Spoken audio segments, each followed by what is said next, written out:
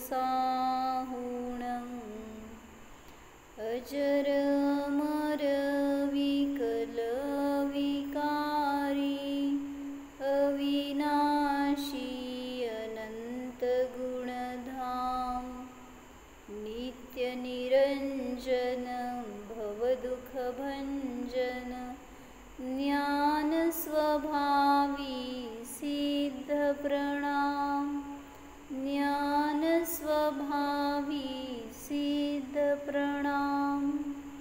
जय बोलो अनंतानंद सिद्ध भगवान की जय।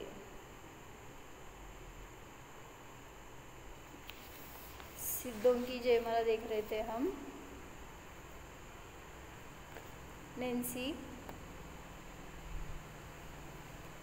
विराग सनातन शांत निरंश निरामय निर्भय निर्मल हंस सुधाम विबोध निधान विमोह प्रसीद विशुद्ध सुसिद्ध समूह विदुरित संस्कृति भाव निरंग समामृत पूरित देव विसंग अबंध कषाय विहीन विमोह प्रसीद विशुद्ध सुसिद्ध समूह निवारित दुष्कृत कर्म विपाश सदामल केवल केली निवास भवोदधिपारग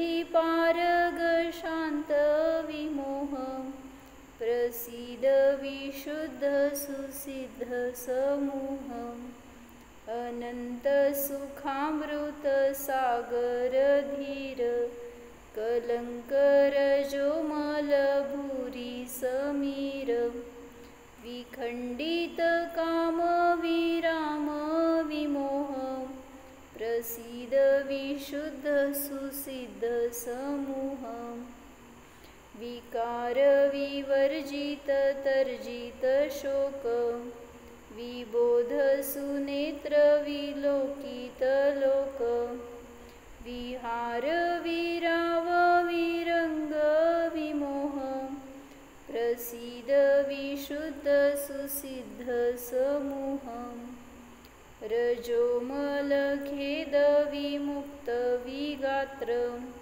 निरंतर नित्य सुखामृत पात्र सुदर्शन राजित नाथ विमोह प्रसीद विशुद्ध सुसिद्ध समूह।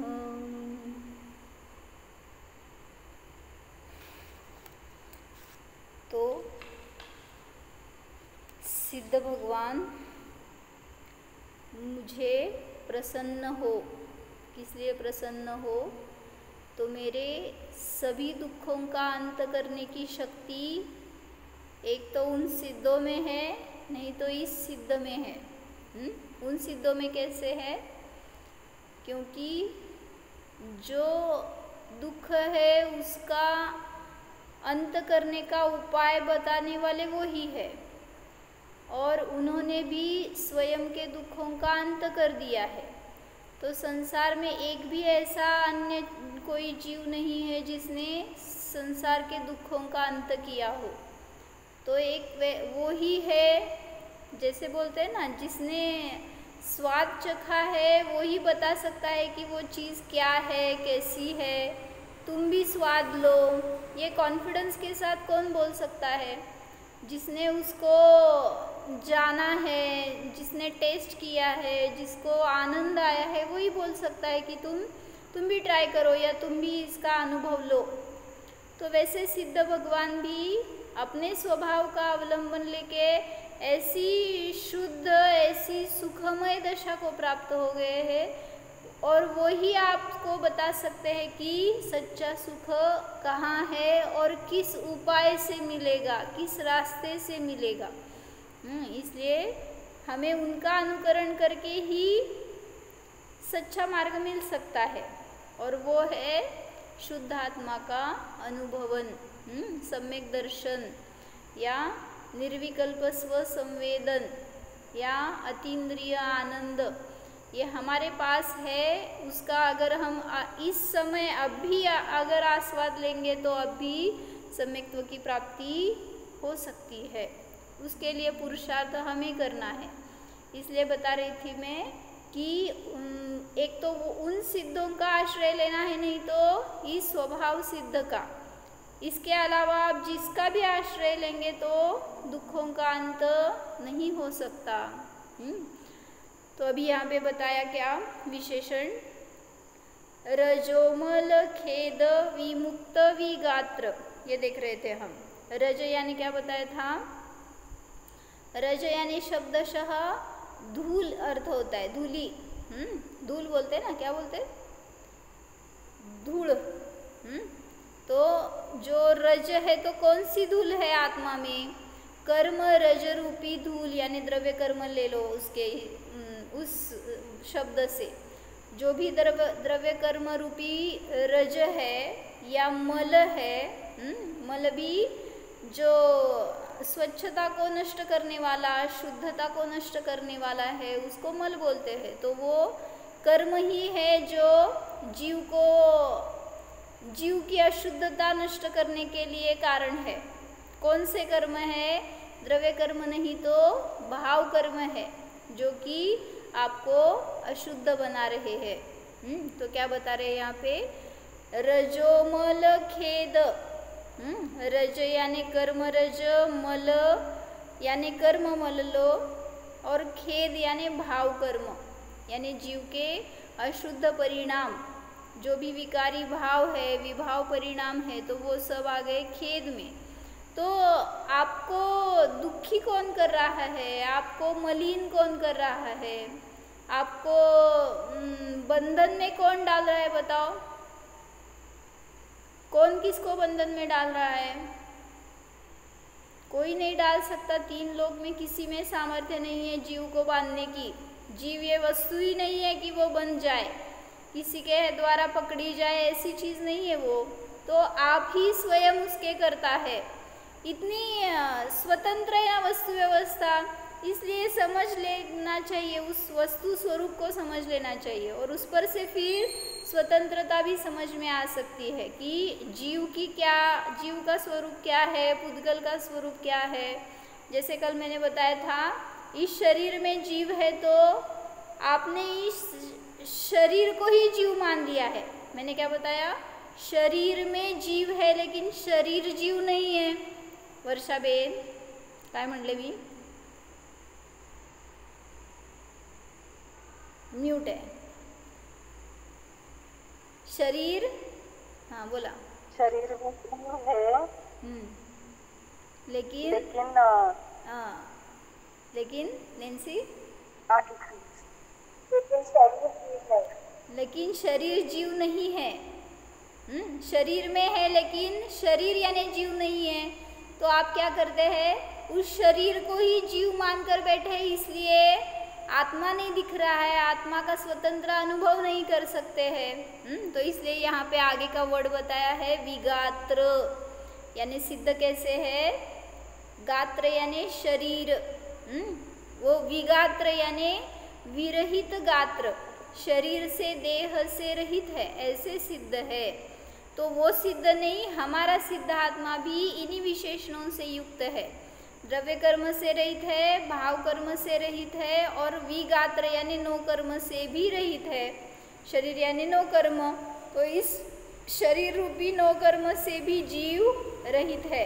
तो इसलिए बता रहे हैं कि सभी कर्मों से जो मुक्त हो गया तो वो यहाँ पे नहीं रह सकता संसार में, उसकी नियम से ऊर्ध्वगति ही हो जाती है। तो मैं अभी क्या बता रही थी, हाँ, तो समय सार की गाथा बताइए ना, आज सुबह भी मैंने इसका आधार लिया था। आप शरीर को ही अपना सर्वस्व मान रहे हैं, इसलिए उसकी हानि हो गई, उसको दुख हो गया, उसको प्रतिकूलता हो गई, तो आप क्या सोचते हैं, मुझे ही हो गया। तो ज्ञानी क्या सोचते हैं, बोलो गाथा क्या बताई थी सुबह, छिज्जदुवा निज्जदुवा, काय म्हणताय? माझ्याशी बोलताय का दीपा भाभी? आज तर काय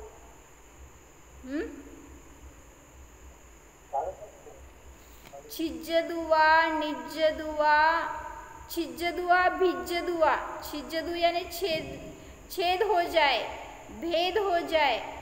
अहवजादु विप्पलयम या निज्जदुआ, कोई यहाँ से उठा के लेके जाए, या विप्रलय को प्राप्त हो यानी नष्ट हो जाए। ये सब पढ़ने के लिए इतना इजी लगता है, लेकिन सोचते हैं क्या वैसे हम? इस शरीर का कुछ भी हो जाए, तह विहुण परिग्रहो मज्ज, जम्हा तम्हा गच्छदु तह विहुण परिग्रहो मज्ज। जो भी कुछ हो जाए इस शरीर का, इस परिग्रह का, लेकिन मैं इससे भिन्न हूँ, ऐसा ज्ञानी सोचता है। आप कैसे सोचते हैं? किसको पूछूं? आप कैसे सोचते हैं? परिग्रह किसका है? मैं तो नहीं सोचता। सभी जो बाजू में बैठे ना वो सोचते हैं, वो सामने बैठे ना वो सोचते हैं, वैसे मैं तो नहीं। ऐसी ही अपनी फीलिंग्स रहती है। तो हमें अपना ब्रेन वॉश करना है। हम ये लेके बैठे हैं कि इसका संसार नहीं, ये मेरा ही संसार है, या संसार करना ही मेरा स्वभाव है, ये भाव लेके बैठे हैं हम। इसलिए बता रहे हैं इस संसार से, संसार है कहाँ पर? देह एव भवः बोला ना, मतलब ये शरीर ही संसार है। शरीर जब तक है तब तक संसार है। इसीलिए सिद्ध भगवान संसार से अतीत हो गए। क्यों? क्योंकि शरीर से रहित हो गए। तो क्या बता रही थी? छिज्जदुआ, भिज्जदुआ, निज्जदुआ, अहवजादु विप्पलयम। जब मैंने वो गाथा पढ़ी थी ना, तो ध्यान में ली थी मैंने वो गाथा, और उससे इतना अच्छा अनुभव आया था। मतलब वो मुनिराज ऐसे ही फील करते हैं जब ध्यान करते हैं। तो क्या करते हैं? इस शरीर को कोई भी छेद जाए, उसको भेदे या कहीं उठाकर फेंक दे, कुछ भी हो जाए, लेकिन मैं तो ये नहीं हूँ, ये मेरा स्वरूप नहीं है, ऐसा उनका चिंतन नहीं, अनुभवन चलता है। इसलिए फिर निर्विकल्पता होती है। हम भी कर सकते हैं कि नहीं वैसा चिंतन? कर सकते हैं। मुझे करना चाहिए, आपको नहीं करना चाहिए। तो सिर्फ एक क्या बोलते हैं, निडल लो हाथ में, और सिर्फ यहाँ पे टच करके दिखाओ मुझे, आपके ही हाथ पर, मेरे हाथ पर नहीं, आपके हाथ पर एक निडल से सिर्फ ऐसे टच करके दिखाओ। क्या बोलते हैं? चुभा के देखो ना क्या होता है। तो यहाँ पे बोल रहे हैं कि जो अगर इस शरीर को जस्ट टच भी हो जाए उस नीडल का, तो भी हमें कितना अस्वस्थ हो जाता है। हमारे प्राण निकल जाए, ऐसी तकलीफ होती है हमें। तो इसलिए बता रहे हैं शरीर को ही हम अपना स्वरूप मानते हैं, इसलिए भटक जाते हैं, इसलिए दुखी होते हैं। तो सिद्ध बनना है तो पहला अनुभव यही करना है हमें कि मैं इस गात्र से भिन्न हूँ, इस नौकर्म से भिन्न हूँ। तो ऐसा अनुभव हमारे लिए आनंददायक हो सकता है। तो वो सिद्ध दशा हमें भी सहज प्राप्त हो सकती है। तो इसलिए अशुचि भावना भी बताते हैं ना, 12 भावना में पहली बीच में एक भावना है क्या? अशुचि भावना। वो क्या बताते हैं वहाँ पे? शरीर कैसा है? स्वभाव से अशुचि है, तो उसको कोई भी पवित्र नहीं बना सकता, वो तो अशुचि ही है। क्या बोलते हैं, उसका ओरिजिन ही अशुचि है, मलिन है, क्योंकि वो बना ही है कैसे? रज और वीर्य से। शरीर, जीव नहीं, शरीर की रचना उससे हुई है, तो उसका मूल ही अशुचि है, अपवित्र है। तो ऐसी वस्तु पवित्र कैसे हो सकती है? तो अशुचि भावना में बता रहे थे जो इस शरीर में रहेगा तो वो शरीर की परंपरा का अंत नहीं कर सकेगा, शरीर को ही अपना स्वरूप मानता रहेगा, तो उसके परिणाम भी मलिन हो जाते हैं। तो इसलिए मैं बता रही थी जो 12 भावना में छठी भावना आई है अशुचि भावना, 5वीं है कि छठी है? अनित्य, अशरण, संसार, एकत्व, अन्यत्व और अशुचि। छठी भावना है अशुचि भावना। तो उस अशुचि भावना के बाद में, अशुचि भावना में बताया शरीर मलिन है, लेकिन उसके बाद में बताया आश्रव भावना। तो उसमें बताया उन्होंने भले ही शरीर अशुचि हो फिर भी उससे आपको मोक्ष होने में कोई भी बाधा नहीं है। लेकिन आश्रव भावना में बताया अगर आपके परिणाम मलिन हो जाए ना तो आपको कोई भी मोक्ष नहीं दे सकता। क्या बताया मैंने? शरीर की अशुचिता आपको न अतीन्द्रिय आनंद में बाधक है न मोक्ष में बाधक है। इसी शरीर से तो मुक्ति हुई है। जो भी मुक्त हुए उनको किस दशा से मुक्ति हुई? किस शरीर से? इसी शरीर से। लेकिन अगर शरीर में आप रहेंगे तो कोई प्रॉब्लम नहीं है। क्या बताया मैंने? शरीर में आप रहेंगे तो कोई प्रॉब्लम नहीं है, लेकिन आप में शरीर रहे ना तो प्रॉब्लम ही प्रॉब्लम है। क्या बताया मैंने? हाँ, ज्ञान में, शरीर में ज्ञान है, स्वतंत्र है, शरीर में ज्ञान रहे, लेकिन ज्ञान में शरीर ना रहे। अगर उसमें शरीर रहेगा तो क्या होगा? संसार, परिभ्रमण। तो इसके लिए बता रहे थे कि जो भी संसारी है तो वो शरीरी है, और जो भी मुक्त हो गए वो कौन से है? वो क्या है? अशरीरी है। काय म्हटले? तिचं नाव काय विसरले मी, सुषमा।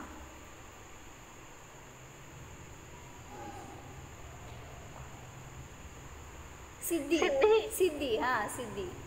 काय सिद्धी? काय म्हणले मी? कुठं राहती सांग बघू तू? शरीरात राहती का आत्म्यात राहती विचाराले? पुण्यात राहती म्हणून सांगू नको।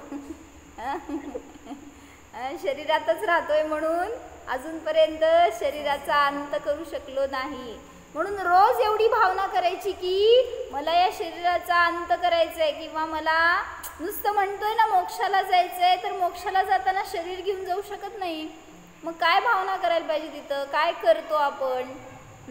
अशी एक निर्मळ संस्कार करायचे। सांगितलं होतं मागं पण एकदा, जितने हम निर्मल भाव करते हैं ना उसका संस्कार हमारे ऊपर रहता है, कभी ना कभी उसका उदय आएगा। अभी चाहे आप नहीं छोड़ सकते, परिग्रह नहीं छोड़ सकते, दीक्षा नहीं ले सकते, ठीक है, जहाँ पर है वहाँ पर भी निर्मल साधना करने के लिए आपको कोई बाधा नहीं है।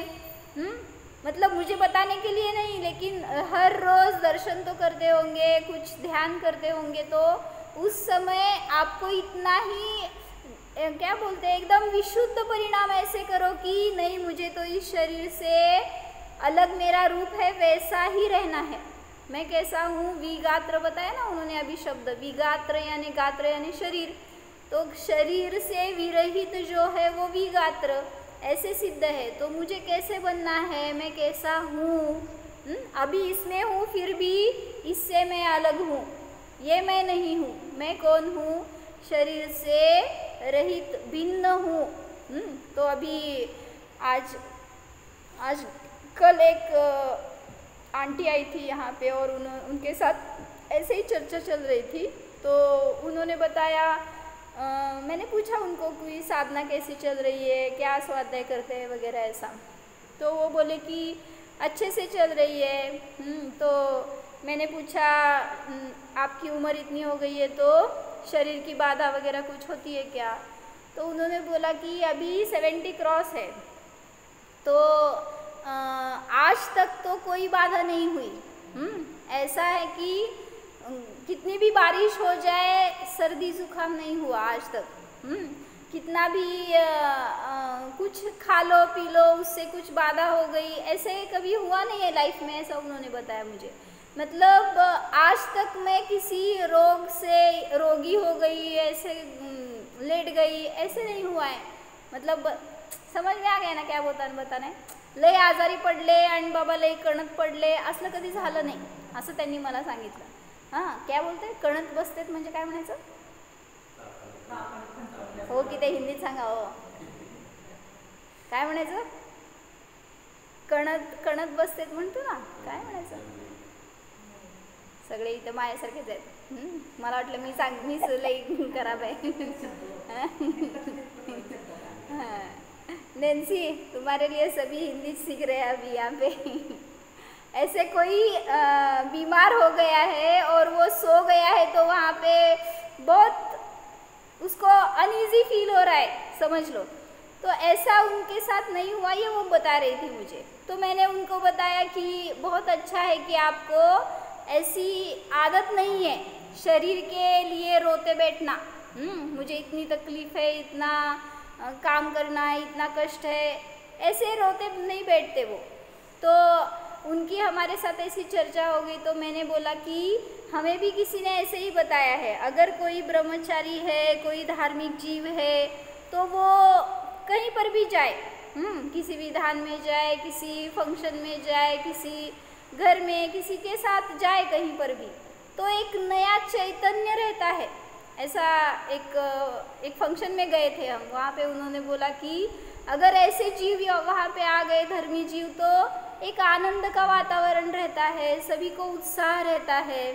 तो मुझे बताना था उनको कि ऐसे ही सभी जीवों को रहना चाहिए. मतलब होता है ना, तकलीफ तो होती है शरीर में, कर्म का उदय होता है तो रोगी होते हैं, लेकिन उसको पकड़ के नहीं बैठना है. आप क्या करते हैं, उसी का दिन रात चिंतन, क्या चल रहा है, मेरे पेट में दुख रहा है, मेरे सर में दुख रहा है, मुझे इतनी तकलीफ हो रही है, पैर को कुछ हुआ है, हाथ को हुआ है, ये सब दिन रात आप जो चिंतन करते हैं ना, तो उससे बाहर कैसे निकलेंगे. और आपके सानिध्य में जो भी आएगा ना, माता जी भी ऐसे ही बताते हैं, अगर आपको तकलीफ हो रही है और आप सबको ये बोलते फिर रहे हैं, क्या आप मुझे मिले, आपको मैंने बताया, ये मिले, इनको बताया, और 4 लोग मिले, उनको भी मैंने ये बताया, माता जी बोलते हैं आप अपना रोग बढ़ा रहे हैं. समझ में आता है क्यों, ऐसे क्यों, इससे रोग बढ़ता है क्या, ऐसे क्यों बोला. हाँ वो तो है, सिंपैथी की अपेक्षा रहती है, इसीलिए सभी को बताते फिरते, लेकिन रोग क्यों बढ़ता है. हाँ, नकारात्मक निगेटिव वाइब्स होतात ना. मतलब रोग नहीं, जैसे ये कुछ परमाणु हम लोगों से आकर चिपक जाते हैं, ऐसा कुछ होता है. नहीं ऐसे नहीं, मुझे क्या बताना है, हम जो सबको बताते फिर रहे हैं ना, तो इसलिए रोग को पकड़ के रखा है. वो रोग कितनी देर तक रहेगा, कितनी देर तक उदय रहता है, एक अंतर्मुहूर्त, या समझ लो कुछ 2 दिन 3 दिन, फ्लू रहता है तो 3 दिन में ख़त्म हो जाता है, लेकिन आप कितने दिन तक उसका फील करते हैं, फ्लू का फीलिंग कितने दिन तक रहता है. तो सभी को बताते फिरते हैं ना, तो आपकी जिम्मेदारी क्या है ये मैं बताती हूँ. हमारी तो ऐसी जिम्मेदारी है कि हमें एक तो उसका चिंतन नहीं करना चाहिए कि हम रोगी है, इतना हमें कष्ट है, ऐसे कुछ. अगर कोई ऐसे आपको मिला, समजो काय काका, तुम्हाला कोणतरी भेटला आणि असं सांगायला लागलेत समजा की मला त्रास होतोय, किती दुःख आहे, किती मला वेदना व्हायले, सारखं जर असंच रडणारे भेटले तुम्हाला, तुम्ही काय करणार, आप क्या करोगे. बस नको ऐकायला. हाँ, क्या करेंगे, प्रतिक्रमण करो बोलते हैं, ठीक है. और मैंने ऐसे सुना अभी एक मतलब एक जीव दूसरे को बता रहा था ऐसे कि मुझे कुछ तकलीफ हो रही थी, तो मेरे मन में ऐसे आया कि जस्ट बोलूं कि शरीर तो रोग का घर है, उसके चिंतन मत करो, ऐसे मैं जस्ट बोलने वाली थी. तो वो जिसको बता रही थी ना, तो उसने बोला कि चलो किसी हॉस्पिटल में जाना है, हाँ कहीं दिखाना है. क्या हो गया, इतनी सी तकलीफ के लिए आप क्या करते हैं, पहले उनका आश्रय. तो नहीं ना, ये सोल्यूशन नहीं है. पहले अपना शुद्धिकरण करो, तो पाप का उदय खत्म होते ही पुण्य शुरू हो जाता है, रोग खत्म हो जाता है. तो शरीर क्यों है, हमें ऐसी मान्यता है, ऐसे विचार है, इसीलिए तो शरीर पकड़ के रखा है. शरीर ने आपको, आपने शरीर को और शरीर ने आपको. किसने किसको पकड़ा है, किसके शरीर ने किसको पकड़ा है.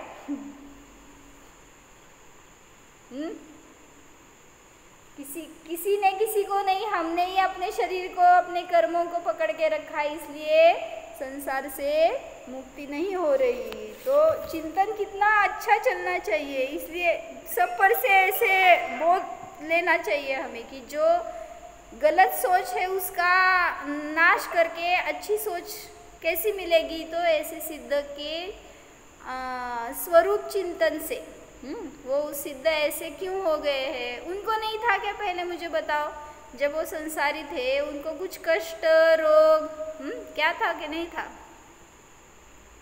जब वो मुनि थे गृहस्थी थे तो उनको कुछ होता होगा कि नहीं?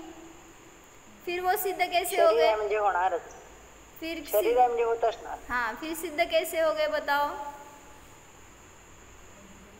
वो वहां पे गए और आप यहाँ पे। हाँ,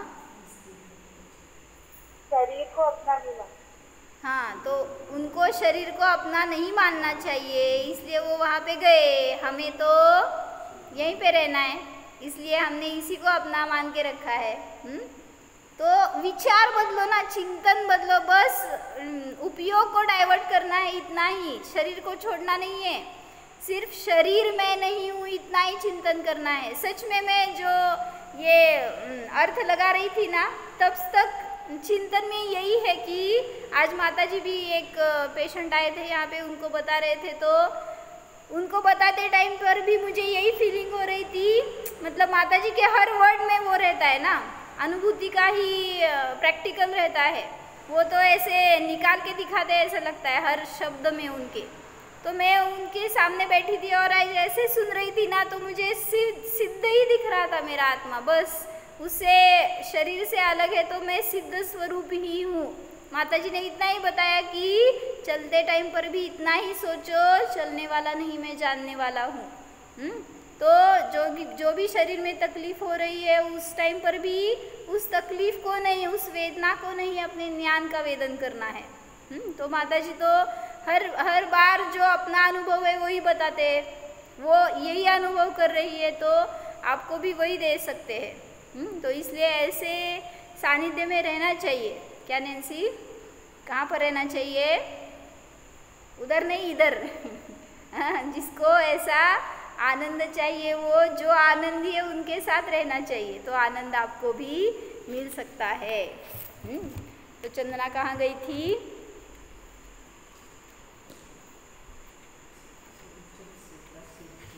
आनंद में ही थी, कहीं गई नहीं थी। आप तो क्या देख रहे हैं, वो जंगल में गई, भील के हाथ में गई, वेश्या के हाथ में गई। मैंने तो इतना ही देखा, वो तो अपने ही कंट्रोल में थी, अपने ही सीमा में थी, बाहर कहीं गई नहीं।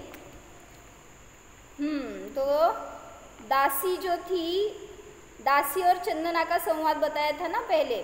क्या हो गया था, जो सेठानी थी उसकी नज़र में खोट आ गई थी चंदना के बारे में। चंदना का रूप देखकर उसको भय लग रहा था कि सेठ इस पर मोहित हो जाएंगे तो मुझे दासी बनकर रखेंगे। तो इसलिए वो उसके ऊपर परोक्ष रीति से उपसर्ग ढा रही थी, और ये सब दिख रहा था घर में रहने वाले दासियों को। तो एक बार दासी चंदना से ऐसे बोल उठी कि मैं तो सेठ जी को ये सब बताऊंगी ही। तो उसने, चंदना ने उनको सबको रोक रखा था कि ये मेरे उदय है, उनका कुछ दोष नहीं है, आप स्थिर रहो, मैं इसकी निर्जरा करनी चाहती हूँ। तो ऐसे उसके विचार थे। तो क्या हुआ, क्या बताया था? एक सेंटेंस बताओ परसों, बहुत अच्छा सेंटेंस था। धर्मी बिना न धर्म कहीं हो, बोला वर्षा बेन। धर्मी बिना न धर्म कहीं हो, समझो अपने धर्मी को, प्राणों से भी प्यारा समझो, बाहर में साधर्मी को। क्या बताया? हाँ, लिख के लो, आपके लिए भी अच्छा है ये। कितना अच्छा बताया। धर्मी बिना ना धर्म कहीं हो, धर्मी यानी अपना आत्मा, धर्म नहीं हो यानी धर्म यानी गुण लो, धर्म यानी आपका वितराग धर्म लो, जो भी होगा। धर्मी बिना न धर्म कहीं हो, समझो अपने धर्मी को, सब लोग अपने आत्मा को समझ लो। प्रगति दे लिहा, सुषमाताई असं लिहून ठेवा की कोणासाठी सांगायला लागले मी. धर्मी बिना न धर्म कहीं हो, समझो अपने धर्मी को, प्राणों से भी प्यारा समझो, बाहर में साधर्मी को. तो ऐसे विचार थे उसके, इतना उपसर्ग हो रहा था फिर भी वो तो स्वयं को ऐसा समझ रही थी कि ये तो अपने साधर्मी है, तो उनको अच्छे नज़र से या प्यार से ही देखना चाहिए. वो सेठानी थी तो उसकी तरफ उसकी दृष्टि द्वेष की नहीं थी. तो वो तो अपनी निर्जरा कर रही थी. अभी क्या हुआ, एक दिन चंदना बोल रही है, मैं भोजन की बेला के समय हमेशा की तरह आज भी पिताजी की प्रतीक्षा में द्वार पर दृष्टि लगाए रख बैठी थी. कुठली गाड़ी है?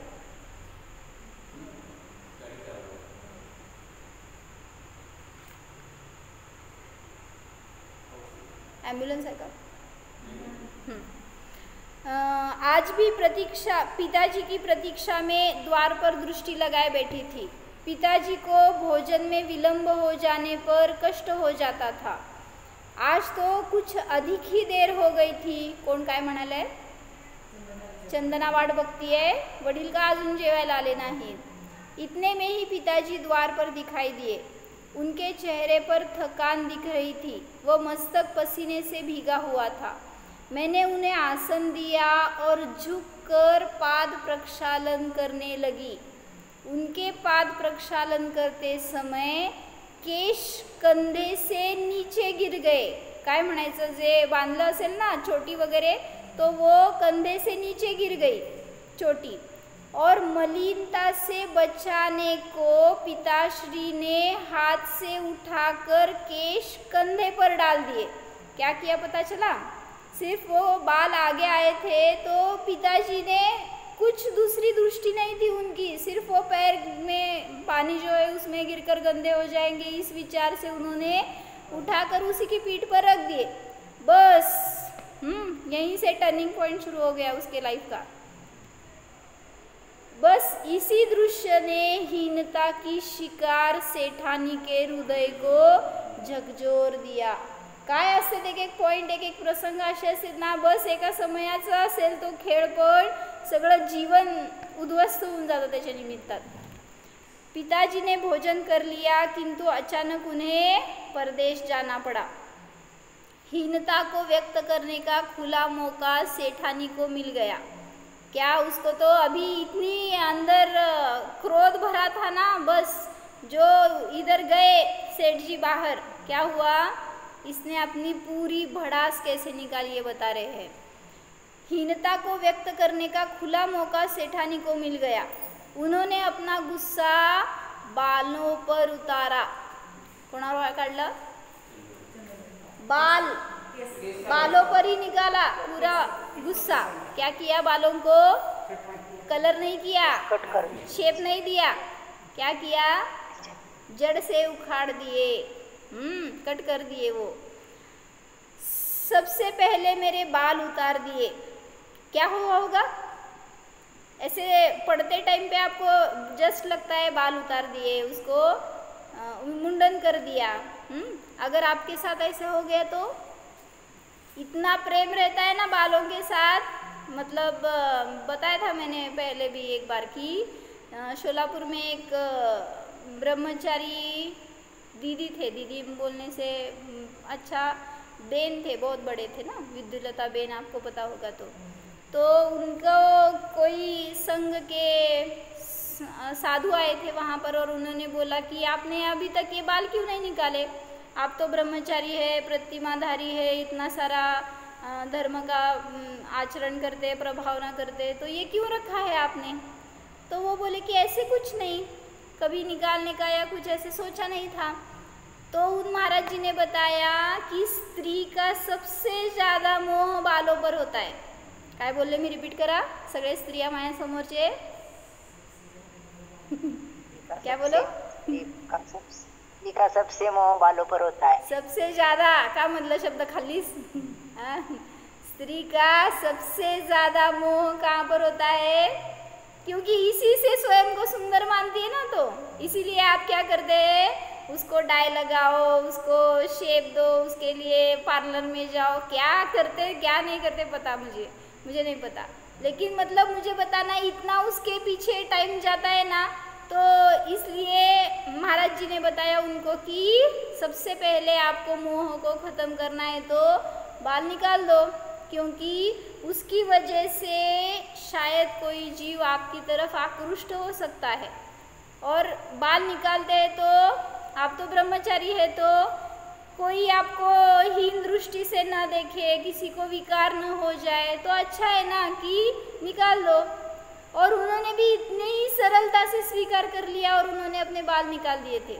मुझे इतना अच्छा लगा वो कि उनका इंसिडेंस उन्होंने मुझे बताया था, तो मतलब ऐसी सरलता हो ना तो वो जीव उद्धार कर सकता है, आगे बढ़ सकता है। आप भी हाँ बोल रहे हैं ना मुझे? आपके भी जीवन में सोलापुरात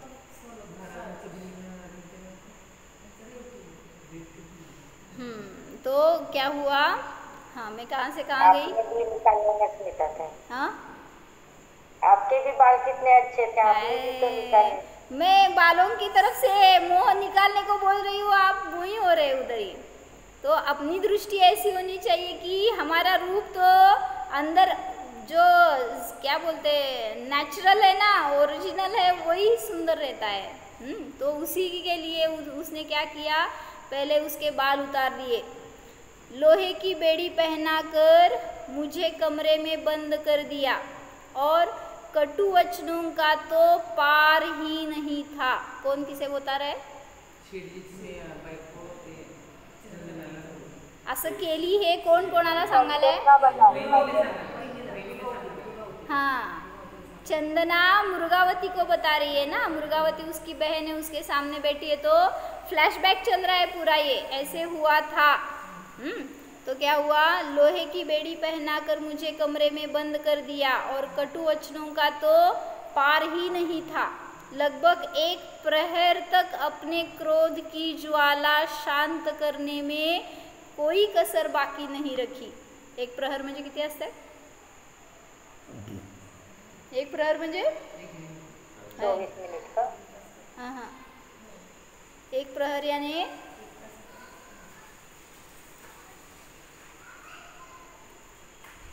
1 प्रहर यानी 45 मिनट या 48 मिनट? नहीं, वो अंतर्मुहूर्त हो गया। 1 प्रहर यानी 1.5 घंटा होता है शायद, मैं भी देख के बताती हूँ। 1.5 घंटा लेके मिलके 1 प्रहर होता है शायद, उसके ऐसे बताया जाता है। तो 1 प्रहर तक किस लिए बताना था मुझे, वो 1 प्रहर तक ऐसे वचन बोलती रही कि क्रोध की अग्नि शांत नहीं हुई उसकी, और उतने देर तक आपको क्या बोलते हैं थांबून ठेवायचंय तुम्हाला। त्यांनी एक शब्द बोलले तर आपल्याला दुसरा शब्द बोलायची आपली लगेच इच्छा असती। काहीतरी आपको अगर किसी ने गलत इल्ज़ाम लगा दिया, आपको गाली दे रहे हैं, तो आप क्या करते हैं रिएक्शन में, झट से अलग गाली बोल देते हैं। तो उसको इतना 1 प्रहर तक उसने अपने को संभाल के रखा था, उसने एक वर्ड भी ऐसे क्रॉस में नहीं बोला उसके। तो इतनी क्षमता है अपने में भी, तो उसका अनुभव करना चाहिए। और वो होगा कब, जब हम उसका आश्रय लेंगे। हाँ, 3 तास। 3 तास आहे का 1 प्रहर म्हणजे? 8 तासाचा 8 प्रहरचा 1 दिवस होतो। हां, असं लिहिलंय गुगलवर, म्हणजे 8 त्रिक 24। बरं, मी बघून सांगते। ह्याच्यामध्ये येते पंचांगमध्ये। ठीक है, देख के बताती हूँ। तो ये सब क्यों देखा हमने, तो जिसने शरीर को अपना माना तो उसको बहुत दुख सहने पड़ेंगे, और जिसने शरीर से दृष्टि हटा ली तो इसीलिए क्या चिंतन करना है, मैं विगात्र स्वरूप हूँ। यानी क्या, गात्र यानी शरीर, तो शरीर से रहित ऐसा मेरा स्वरूप है, तो उसका अनुभव करेंगे, उसका आश्रय लेंगे तो हमें भी वैसी निर्देह दशा प्रकट हो सकती है। मैंने क्या बताया अभी, हमें इतना ही चिंतन करना है। सुबह आप दर्शन करते हैं या सामायिक करते हैं, ध्यान करते हैं, तो एक ही बात का चिंतन, क्या मैं सिद्ध हूँ, ऐसा अनुभव करना है। करते हैं ऐसा अनुभव, वर्ड्स में नहीं, मुझे वर्ड्स में मत बताओ, या कोई बोल रहा है तो हम अनुभव करते हैं, ऐसे नहीं। अभी मैंने यही बताया यहाँ पर भी, माताजी जो बता रही थी ना मगाशी, काय म्हणायचं, जाऊ देत मराठीत बोलू मगाशी सांगत होते ना जय श्रीमानना की शरीरापासून भिन्न आहे ह्याचा अनुभव करा, तर लिटरली तसा अनुभव होत होता, आहे मी शरीरापासून भिन्न आहे, मग मला काय दुसरं करायचंय हो, म्हणजे एक वर्ड सांगायचं देर तुम्हाला तिथं अनुभव व्हायला पाहिजे। आपल्याला अशी मिळालेत ना सांगणारे तर आपलं भाग्य आहे, नाहीतर बाहेर कोण कोणाला सांगायला लागलंय आज असं, सगळे तर त्या अनुभूतीला खोडायला बसलेले आहेत, तुम्हाला होणार नाही हेच सांगणारे आहेत। पण म्हणून तुम्हाला पुरुषार्थ करायचे की जसं माझ्या भावाने आज मला प्रश्न विचारलाय फर्स्ट टाइम बरं का, त्याचे असे काहीतरी नवीन मित्र झाले तो MP कडचे वगैरे, तर त्याच्यामध्ये आहेत असे कोण पंचामृताचं, कोणी इकडच्या महाराजांचे, तिकडच्या महाराजांचे भक्त असे, आणि नेमकं सोलापुरात पण सानिध्य असं आहे की तिथं महाराजजी आहेत। मग ते काय म्हणायचं आता की इकडचा आपला संस्कार, इकडचे आपले विचार वेगळे आणि बाकीचे पुसले नाहीत, आणि संयोग असा मिळालाय सगळीकडून की विरुद्ध आहे, म्हणजे असं सानिध्य आपल्याला पण मिळणार आहे भविष्यात, कोण राहणार आहे तुमच्यासारखं इथं, सगळीकडून भेटणारे असेच भेटणार आहेत। मग मी त्याला जरासं हलवून बघितलं, त्यांनी मला विचारलं की त्याच्या कुठल्या मित्राने त्याला प्रश्न विचारला MP कडच्या की पंचामृत का नाही करायचा अभिषेक, मग त्यांनी त्यांचे ग्रंथाचे आधार दिलेत म्हणे, असं कोणते तिकडचा मित्र असेल ना, ह्याच्यावरनं समजून घ्या तिकडची लोक अभ्यास करतात, तुम्ही लोक शास्त्राला हात लावणार नाही, नुसतं इकडचं ऐकून इकडनं असं सांगणार। तर त्यांनी मला ते पाठवलं फोटो, म्हटला की त्यांनी असं विचारलंय आणि त्या ग्रंथांचे आधार दिलेत, मग काय मी सांगू, असं फर्स्ट टाइम बोललं बरं का पोरग, म्हणजे काय आपल्याला विचारच नाही ना, असलं काय सांगावं लागणार किंवा आपल्याला काय फेस करावं लागणार। मी म्हटलं तू काय बोलला मग त्यांनी विचारलं ना तुम्ही का करत नाही पंचामृताभिषेक, मग मी म्हटलं तू काय सांगितलं, तो म्हटला मी फक्त एवढंच सांगितलं आमच्याकडे करत नाहीत म्हटलं त्याला काहीतरी हेतू बितू द्यायला पाहिजे का नको, मग ते म्हटलं तूच सांग मला।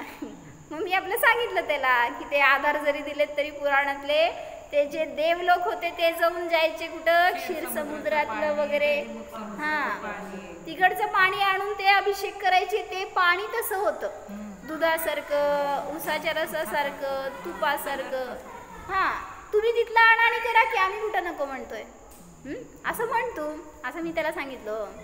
मग ते म्यूटच म्हणजे आपण उत्तर द्यायला सक्षम नाहीये। मग मी विचारलं तू नाही आहे असं हो, अनेक ग्रंथांमध्ये आहे की महाराजजींनी काय सांगितलं, ज्याची वितरागता वाढली ना तो अशामध्ये अडकणार नाही। मग मी त्याला म्हटलं की मला सांग, आज समोर महाराजजी आहेत तुझ्या, त्या महाराजजींना कधी आंघोळ घातली आहे, कधी दुधाने अभिषेक केलाय का असं, मग मुनींना तर अस्नान व्रत आहे, मग त्यांना तर आंघोळ सुद्धा चालत नाही, आणि तुम्ही तर ते तर महामुनी आहेत म्हणलं, मुनीपेक्षा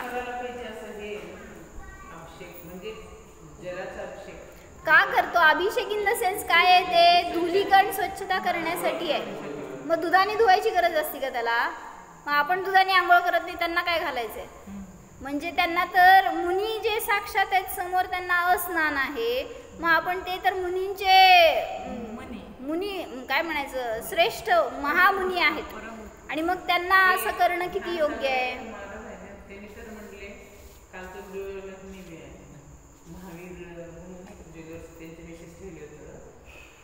ते पुष्प आणि गंध हे लावले ना तुम्ही त्याला विरोध करतात, आणि तुम्ही अभिषेक केल्यावर वस्त्राने तुम्ही पुसतात, त्यावेळेस सराय घ्या की मित्राने बोलले।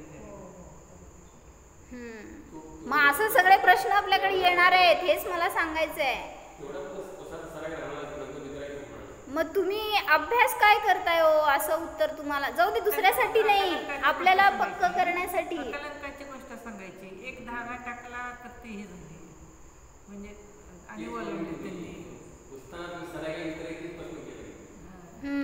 म्हणजे मला तेच वाटलं की असं सगळीकडनं सानिध्य तुम्हाला विरोधीच मिळत जाणार आहे याच्या पुढं. तुम्ही किती फर्म राहताना तुमच्या ज्ञानावर अवलंबून आहे. म्हणून त्याला सांगते मी सारखं स्वाध्याय करा, कारण दुसऱ्यांनी सांगितलेलं ज्ञान टिकत नसतं. आपण जेवढं वाचत जाणार तेवढं आपले क्लॅरिटी येते आपल्या ज्ञानात.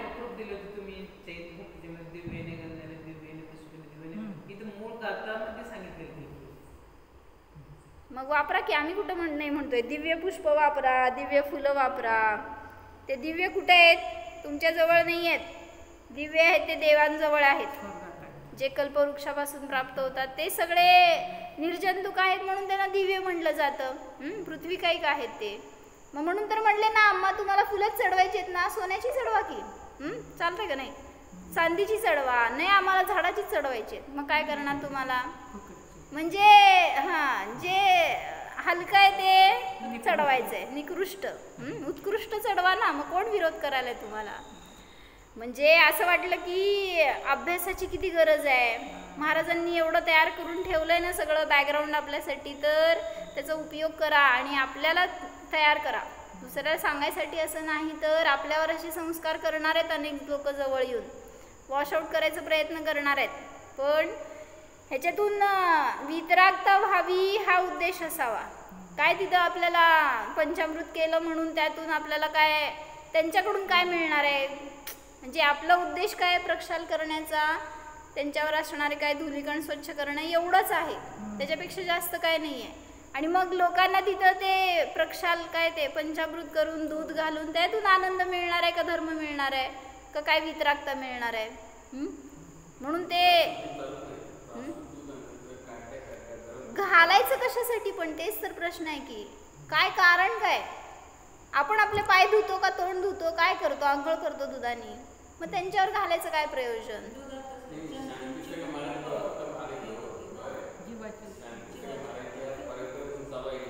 शांतीसागर महाराजांच्या वेळी झालं काय होतं? सगळं त्यावेळी असं मिथ्याप्रस्त होतं की महाराजांना देवी देवता काढेपर्यंत त्यांचं आयुष्य गेलं. आणि मग ह्याच्यामध्ये कुठं अडकणार होते ते? सगळ्यांना मिथ्यात्वापासून तोडायसाठीच महाराजांनी आपलं जीवन घालवलं. मग सगळे अन्य देवी देवता सगळ्याच्या घराघरामध्ये होते. आणि मग जेव्हा महाराजांनी बोलले आणि सगळं प्रभावना केली, सगळ्यांना जागृती केली, त्यावेळीच ते त्यातून सुटू शकले ते. नाहीतर ते सोडून तुम्ही आता वितरागींना धरून बसून त्यांच्यावर उत्सर्ग करताय. तर म्हणून आपल्याला सेफ ठेवा, हे सगळ्यातून सगळं मिळणार आहे ना असा संयोग. तर शाणवा आणि स्वतःला जागृत ठेवा. अशा संयोगामध्ये आपण किती दृढ व्हायला पाहिजे, आपल्याला काय त्याच्यातून माहिती आहे हे पण टॅली करायला पाहिजे. तर तिथं धर्म सुरक्षित राहणार, नाही तर संपायला वेळ लागणार नाही. हो, त्यांच्याविषयी पण द्वेष नाही. जे काय विपरीत बुद्धीवाले आहेत त्यांचं त्यांच्याकडंच क्षम. आपण थोडी त्यांना बदलू शकणार आहे का ते आपल्यामुळं बदलणार आहेत? त्यांची तशी पात्रता, योग्यता. आपण फक्त त्यांच्यापासून आपल्याला सावध करायचं आहे की असे विचार आपले कधी भविष्यात न होत. ओम जाणा.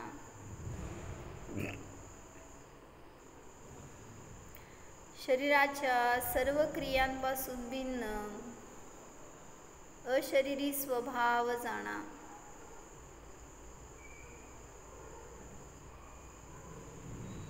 निर्देह स्वरूप जाणा. विगात्र स्वरूप जाणा. शरीर रहित हा मी निर्मल स्वभावी आत्माच आहे.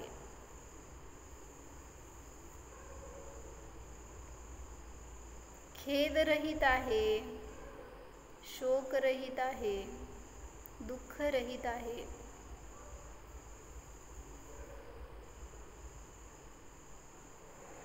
मुक्त स्वरूपोहम, शुद्ध स्वरूपोहम, सिद्धोहम. ओम